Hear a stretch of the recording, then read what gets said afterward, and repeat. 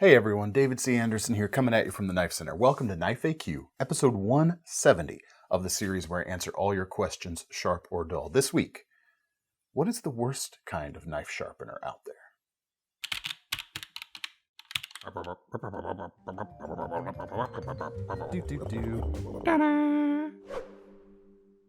All right, everyone, welcome. Here's the deal. If you're new to these series, we take your questions from the comment section below these videos and talk about them to you and hope that they help.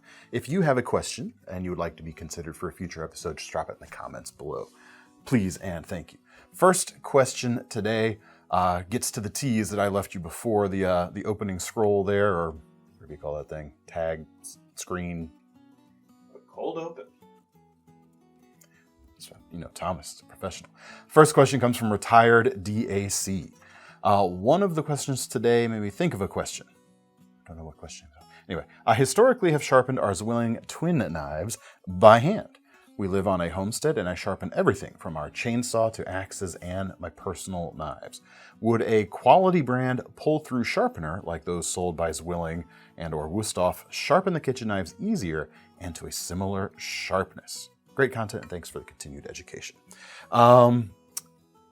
Let's talk about that. First off, here is a twin Santoku, a rocking Santoku. Kind of one of my favorite hidden gems in the Zwilling twin line, because I don't think it's the one people go for most often, but I like it. You ask if a quality one pull-through sharpener would sharpen easier and to a similar sharpness. Easier? Probably yes, but to a similar sharpness depends on how good you are at hand sharpening. And we'll talk about, since you mentioned those two brands, there's one main kind of pull-through sharpener that we think of, or that I think of when I think of the genre, and that is the carbide bladed pull-through sharpener. And that has its place, but I took a look at the Zwilling lineup. They actually have another type of pull-through sharpener. I wasn't even familiar with it until you asked the question. Here it is. It is called the V-Edge pull-through sharpener. It's about 90 bucks. It has these spring-loaded arms right here that you can drag your knife through. And rather than carbide cutting plates, these are actually stones. You've got a medium coarseness here, and you can swap them out for a finer ceramic stone right here, which of course will be a finer edge. I do wish they had an even finer, like a real smooth ceramic stone. There still feels like there's a little bit of grit to this green ceramic, but these are going to behave pretty much like a typical sharpening stone. So there you go. If you have finer grit stones, or even you take it to a strop after using the pull-through nature here, that is going to give you something. But this is very different from the carbide scrapers that we'll talk about here in just a second. But you've got these spring-loaded arms. They do look like they kind of change angle as like you push down through. So as long as you keep your edge mostly at the same spot, it could be a pretty easy and probably fairly effective method. I don't really have any objections to this, having not actually tried it myself, just looking at it on paper. But I think that's pretty neat. However, you're probably thinking of something more like this. This is the Wüsthof 4-stage sharpener. It's 35 bucks, and it's 4-stage. You're only actually going to use 2 stages of it on any given knife. They've actually got 2 different angles, a standard and an Asian angle, which is simply meaning, the standard is more like the Western angle. It is a preset angle, and that is one thing you won't be able to replicate on these that you would on your handheld sharpeners. If you like to have a steeper or a broader angle, you're kind of locked into place here. But the standard is going to be about 20 degrees per side. The Asian is going to be about 15 degrees per side, different styles of knives. And if you get it real close in on here, Thomas, we'll go with that one right here. You've got these 2 carbide scrapers. They're harder than steel. And what they are good at is removing metal fast. What they're not good at is giving you a very refined edge. And they've gone a step further here and given a set of ceramic rods right here, set at the same angle to clean those things up. However, you're not gonna get, even with that, the same kind of refined edge that I'm wagering a guess here you're probably used to in your hand sharpening setup currently. The place where I see these having utility is when you need an edge fast. Doesn't matter if it's the best edge, but when you need an edge fast, things like these can be handy. That's where they have their place in my mind, which is where I think something even more portable, like this version right here, is more appropriate. Because if I'm at home and I'm in my kitchen, I don't really want a countertop thing like this. I'm going to use something that's going to give a more refined, nicer edge. So I don't really use pull-through sharpeners myself. The Spyderco Sharpmaker is kind of the same motion, but it's not really a pull-through. It's not what we usually think of anyway. So easier, yes, but it's not going to give you the same degree that I think you're probably already achieving with your handheld methods. Hope that helps. Jeremy 2 has our next question. What are 5 folders that are begging to be made into fixed blades? And what are 5 folders that have been made into fixed blades? This one's fun. I'm going to start with the second part of your questions, 5 folders that already have made the transition to fixed blades. And we're going to explore a few different ways that happens, because usually, and I'll use this Civivi Elementum as an example, when it makes the transition, the jump to the fixed blade side, they're different. They're fairly, it's not a one-to-one size change. But I'm going to start with one that's pretty close on that regard, and that is the K-Bar Dozier Folding Hunter. It is also available as a skeletonized neck knife right here. It is a little bit smaller than the 3-inch folding bladed version, but it's the same spirit right there. Blade, tiny bit less, handle, a little bit less, but there you go. The cool thing about this is really affordable too. This is like $15. I had to do double take at our screen right there. 5CR stainless, nothing to write home about in terms of high performance, but it's capable enough for a $15 price point. But most fixed blade versions of folders that have existed previously are more different. This Elementum is a perfect example. Here's the button lock version, but it is the original size, KnifeCenter exclusive with S35 VN right here, just because I gotta show one of them, right? There are actually 2 different fixed blade versions of the Elementum, one bigger and one smaller. It's got some options there as well. And the little one's kind of fun. It's a little neck knife type of thing, almost like a keychain size fixed blade in a way. Has some fun utility to it. The bigger one, I kind of wish they had done one that was more like the size of the original folding Elementum, because I think this size of knife carrying over what made the Elementum great into it, the hollow grind, the spacing here, this is looks like the flipper tab, kind of straddles the line between a bunch of different genres without really committing to any of them. And I think it could have been, a stronger knife if it either leaned into some things that made any one of those genres what they are, or scaled it down a little bit and made it just more of a utility knife. But there you go, there's one. Sometimes you get some interesting cross-brand things going on. And this one might not be self-evident if you don't know what to look for, but it's there. The Cold Steel 8015, designed by Andrew Demko. And then the Demko Knives Free Reign. This is kind of the same knife right here. Check out the sameness to the handles right there.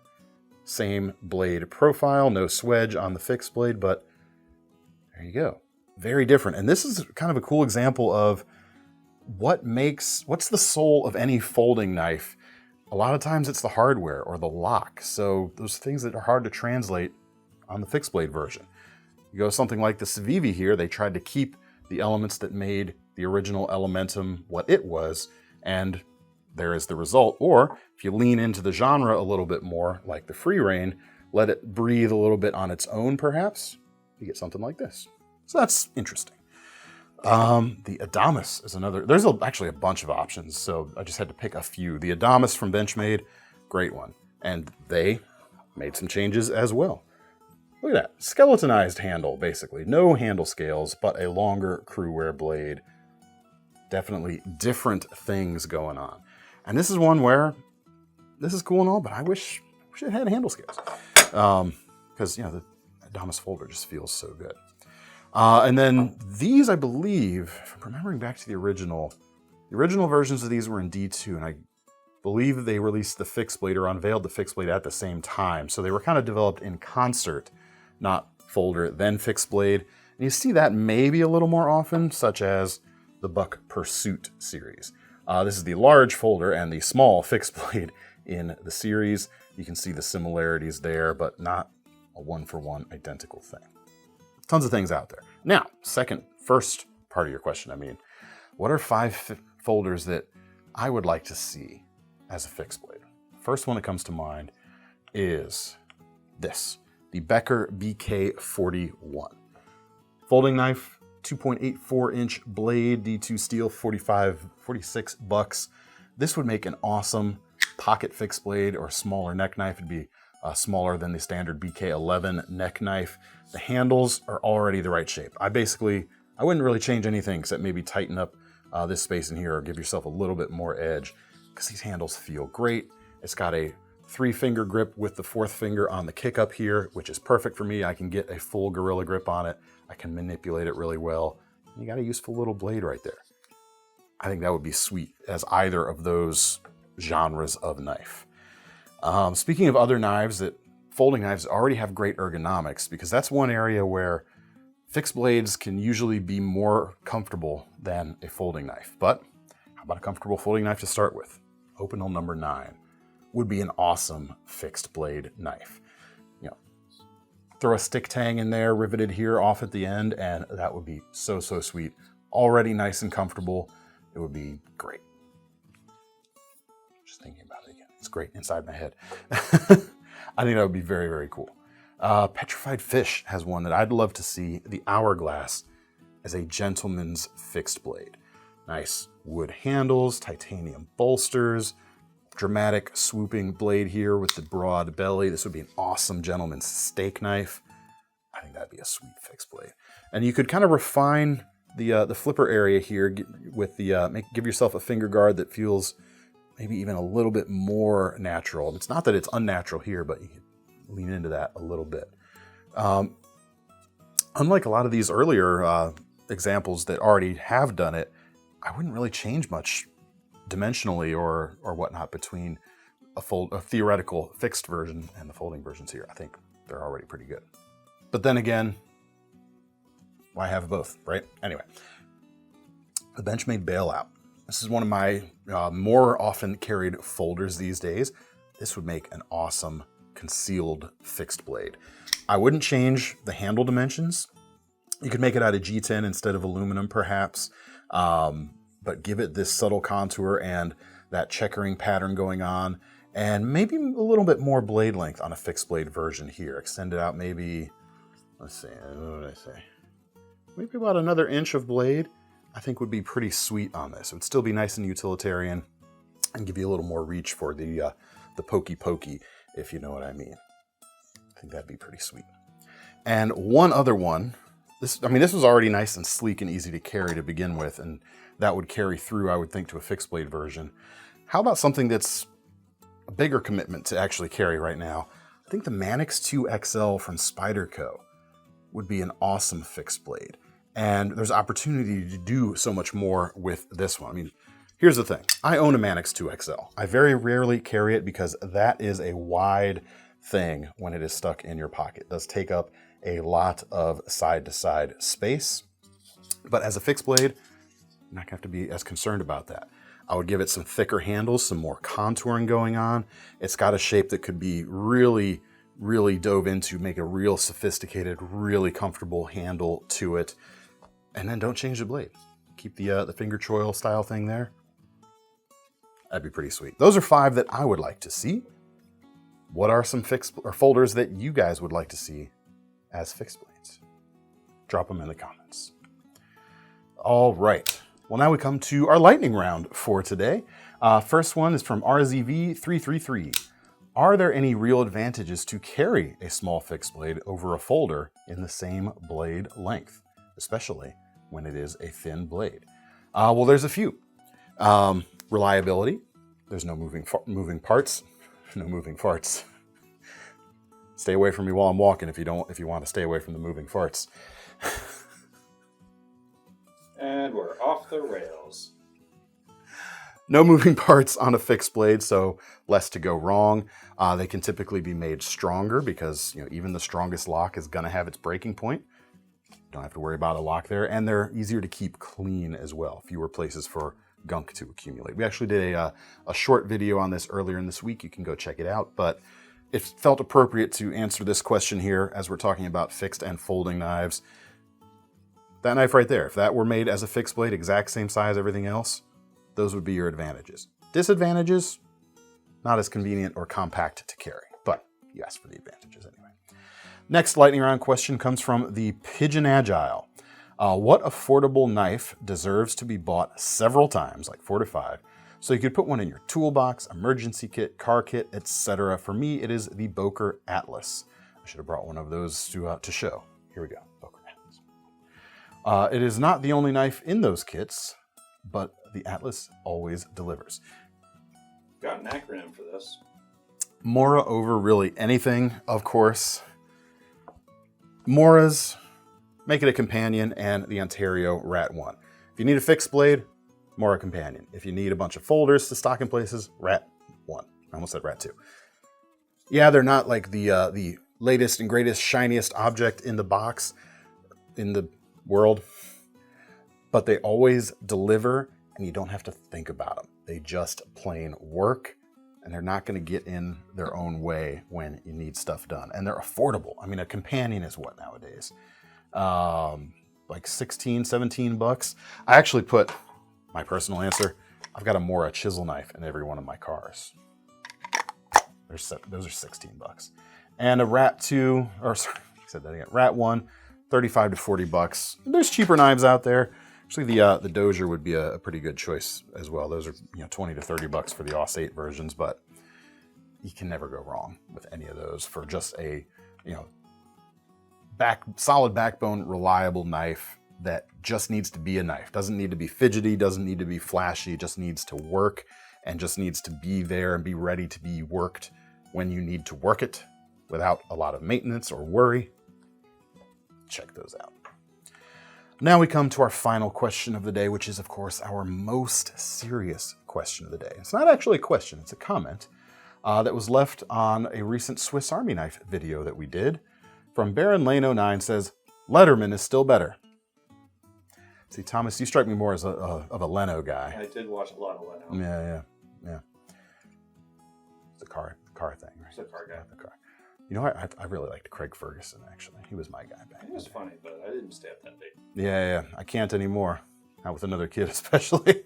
But anyway, that is our most serious comment of the day. Heck, sound off. Swiss Army or Leatherman? Victorinox versus Leatherman. If anyone's still watching at this point, we'll know because you'll be able to comment on it down below. That's all we've got for today, folks. Let me know what you thought of the questions. Let me know those folders you would like to see as fixed blades as well. And if you've got some questions that you want to have a shot at being answered in a future episode, the comments section is the place to leave it. If you want to get your hands on any of these knives, check the links out in the description to take you to KnifeCenter.com. And while you're there, don't forget about our long-running Knife Rewards program, because the least we can do when you buy one of our knives today is give you some free money to spend on your next one. I'm David C. Anderson from the Knife Center. That's Thomas behind the camera, and we are signing off. See you next time.